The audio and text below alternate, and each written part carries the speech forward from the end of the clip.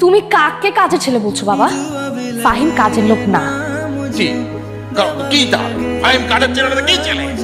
ফাহিমের বাসায় ডজন খানে কাজের লোক কাজ করে, তুমি তাকে কাজের লোক বলছো? যে ছেলে কখনো এক গ্লাস পানি পর্যন্ত ঢেলে খায় তাকে যে তুমি অমানবিক আচরণ করছো বাবা। অনেক পরিশ্রম করেছো। কি ছাতা বলছিস?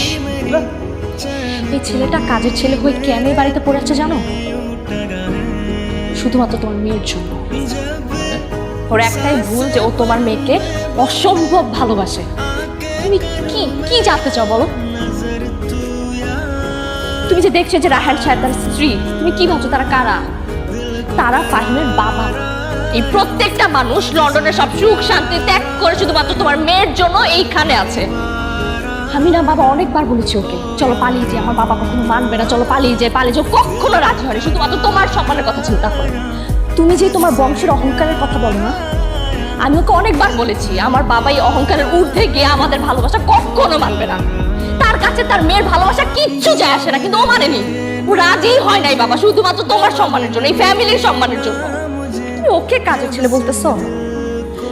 ফাহিম অনেক হয়েছে, আর না আমি পারবো না এগুলো দেখতে। তোমার এত কষ্ট তো আমি সহ্য করতে পারতেছি না, বুঝতেছো না? চলে যাই, আর মুখে লাঠিকে আর অপমান করায় না আমার জন্য। চলে যায় এখান থেকে, আমার বাবা কখনো মানবে না, আমার বাবার জেদ। আমাকে এই ছেলের সাথে বিয়ে দিয়ে ছাড়বে তো করাক, আমার ভালোবাসাকে আমি বাবার জন্য ভুলে গেলাম। তুমি চলে যাও এখান থেকে।